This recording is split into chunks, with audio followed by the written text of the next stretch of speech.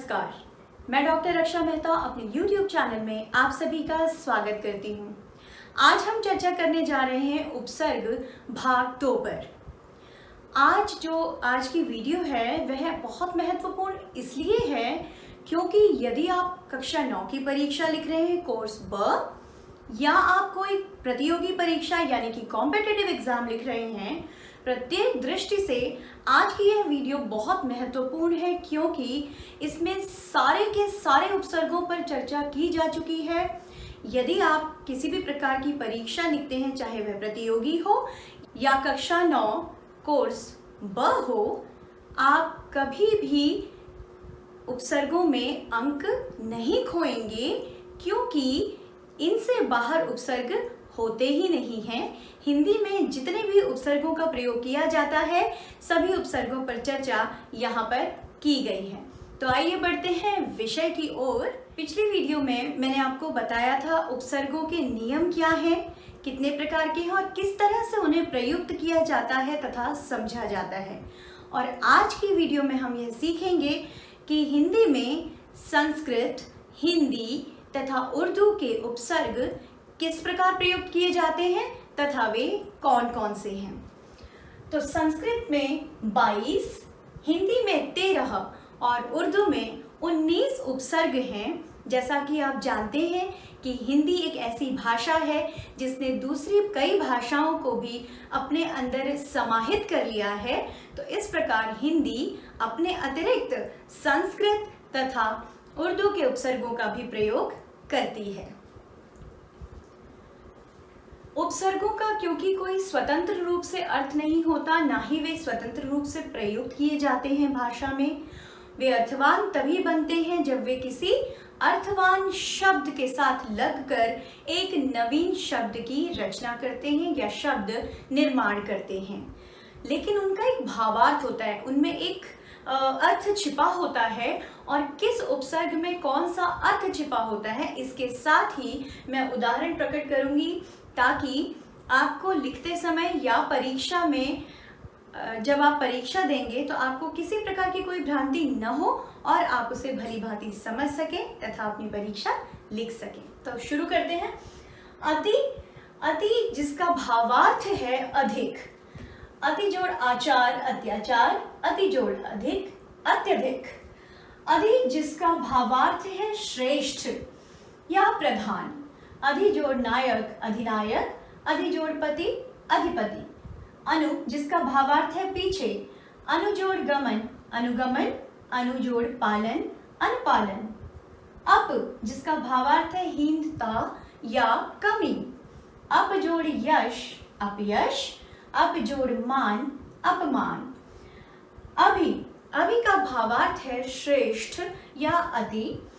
अभि जोड़ मान अभिमान, अभि जोड़ नव अभिनव। अव जिसका भावार्थ है नीचता या कमी। अव जोड़ मानना अवमानना, अव जोड़ गत अवगत। आ जिसका भावार्थ है तक। आ जोड़ मरण आमरण अर्थात मृत्यु तक। आ जोड़ जन्म आजन्म अर्थात आजीवन।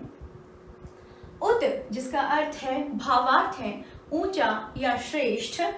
उत जोड़ पन्न उत्पन्न, उत जोड़ कर्ष उत्कर्ष। उप जिसका भावार्थ है सहायक।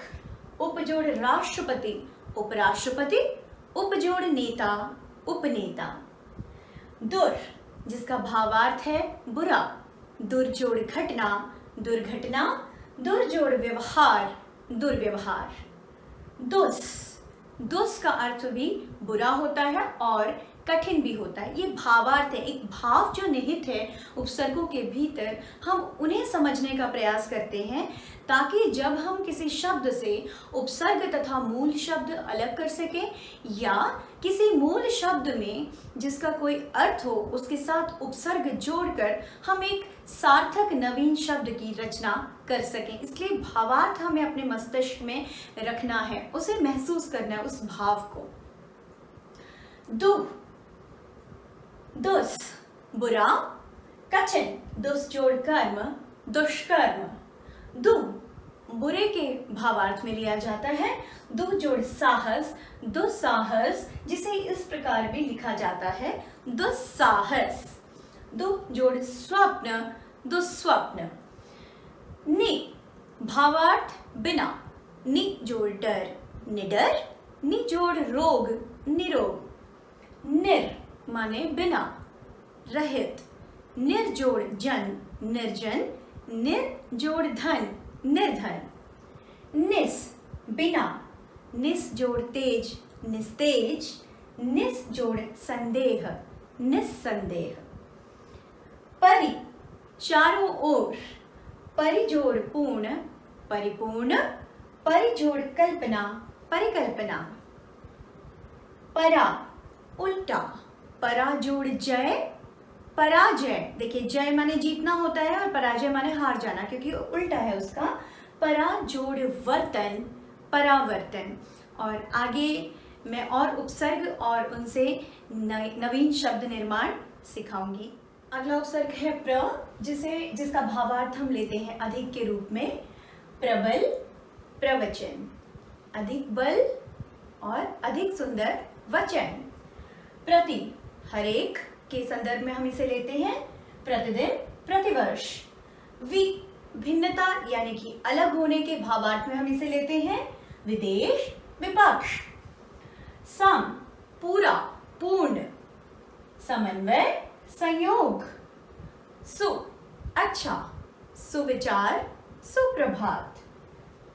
तो यहीं पर जो है हमारे संस्कृत के उपसर्ग समाप्त होते हैं और अब हम बढ़ते हैं हिंदी के उपसर्गों की ओर, जो कि संख्या में कुल 13 हैं। और वे कौन कौन से हैं? बिना, बिना। अमर, अजर। अन, अब यहां पर जो है अन देखिए आप, एक में है अन न हलंत और एक में हलंत नहीं है। तो ये दोनों ही उपसर्ग हिंदी में प्रयुक्त किए जाते हैं और इन्हें समझना कैसे है ये मैं बताती हूँ, क्योंकि अक्सर बच्चे यदि समझ लीजिए कि अनाधिकारी शब्द आया या अनावृत्त शब्द आया या अनपढ़ आया, अनसुना, तो जब हम उसका उपसर्ग तथा मूल शब्द अलग करेंगे तो हम कैसे समझेंगे कि अन लिखना है यानी कि पूरा न, या अन लिखना है यानी कि न हलंत। देखिए जब हम प्रयुक्त करते हैं न हलंत वाला अन, तो इसमें एक तरह से संधि होती है और जब नवीन शब्द सामने आता है तो अंतिम वर्ण में विकार यानी कि परिवर्तन होता है, उसमें विकार उत्पन्न होता है। ये देखिए अन जोड़ अधिकारी, अनअधिकारी नहीं है इधर, ये जो अ है ये इस न हलंत में मिलकर इसने निर्माण किया ना का, तो ये बना अनाधिकारी। बिल्कुल वैसे ही इधर है न हलंत और इधर है आ। जब ये आ आवृत्त का न हलंत में मिला तो इसने जो विकार उत्पन्न किया न में, वह बना ना के रूप में और शब्द सामने आया अनावृत्त। लेकिन जब हम अन यानी कि पूरे न वाला अन लिखते हैं वहां पर न में विकार उत्पन्न नहीं होता है। ध्यान से देखिए, अन जोड़ पढ़, अनपढ़, क्योंकि यहाँ पर पूरा न था और यहाँ पर पूरा न बिल्कुल उसी तरह से प्रयुक्त हुआ है। इस न में कोई परिवर्तन नहीं आया है, किसी प्रकार का विकार उत्पन्न नहीं हुआ है। फिर इधर भी देखिए, अन जोड़ सुना, अनसुना, फिर न में किसी प्रकार का विकार उत्पन्न नहीं हुआ है। आशा है कि आप अन न हलंत और अन पूरा न वाले उपसर्ग के प्रयोग में अंतर सीख व समझ गए होंगे। तीसरा है अध, जिसका भावार्थ है आधा। अधपेट, अधमरा, अधपका। उन का अर्थ होता है एक कम। तो जब हम हिंदी की संख्या पढ़ते हैं 30 यानी कि 30 में एक कम यानी कि 29, उसे हम हिंदी में कहते हैं 29, जिसका अर्थ होता है 30 में एक कम। जब हम 59, 60 माने 60 यानी कि 60, उसमें एक कम यानी कि 59, दैट इज 59। अ माने हीन। जब हम संस्कृत में पढ़ते हैं उपसर्ग तो जो अव होता है ना, अव, वही हिंदी का अ है। अ जोड़ गुण, अवगुण, मतलब गुणों से हीन। और जब हम संस्कृत में पढ़ते हैं तब हम गुण नहीं लिखते, तब हम गुण लिखते हैं। अव जोड़ गुण, अवगुण। कु यानी कि बुरा, कुपुत्र और कुख्यात। स साथ, सपरिवार, सजल। क बुरा, कपूत। सु अच्छा, सुपुत्री, सुगंध। नि बिना, और यहाँ पर मैंने शब्द इसलिए नहीं लिखे हैं क्योंकि नि उपसर्ग जो है वह संस्कृत में भी प्रयुक्त किया जाता है, पहले हम पढ़ चुके हैं, तो वहीं पर जो शब्द बने हैं आप लिख सकते हैं, न भी लिखें तो चलेगा, क्योंकि नि एज इट इज है बिल्कुल वैसा ही जो संस्कृत का है, बिल्कुल वैसे ही हिंदी में भी प्रयुक्त होता है। दो दोबारा, दुधारी, जिसे हम दोधारी और दोबारा भी कहते हैं। बिन बिना, बिन ब्याही। भर मने पूर्ण, भर का भावार्थ पूर्ण, भरपेट, भरपाई। तो हिंदी के उपसर्ग भी हमने पूर्ण कर लिए हैं और अब हम बढ़ते हैं उर्दू के उपसर्गों की ओर। और ये सारे उपसर्ग पढ़ने के बाद उपसर्गों में आपकी किसी किस्म की गलती कभी हो ही नहीं सकती है, और कोई उपसर्ग यह वीडियो देखने के बाद छूट ही नहीं रहा है। तो अब हम उर्दू के उपसर्गों की ओर बढ़ते हैं। उर्दू में कुल 19 उपसर्ग हैं जिनका प्रयोग हम हिंदी भाषा में करते हैं। तो आइए देख लेते हैं कि वे कौन से उपसर्ग हैं। कम, जिसका भावार्थ है थोड़ा। कमक्ल, कमजोर। खुश, अच्छा। खुश नसीब, खुशकिस्मत। गैर, दूसरा या अलग। गैर मजहब, गैर मौजूदगी। दर में, दरकिनार, दरअसल। ना नहीं, नाबालिग, नामुराद। ब के साथ, बदौलत, बमुश्किल। बद बुरा, बदनसीब, बदसूरत। बे बिना, बेहिसाब, बेवजह। ला बिना ही, लाइलाज, लापरवाह। सर सरफरोश, सरहद। हर हरदम, हम शक्ल। हम हर हरदम, हम एक जैसे। हम शक्ल, हम उम्र। बा के साथ, बाइज्जत।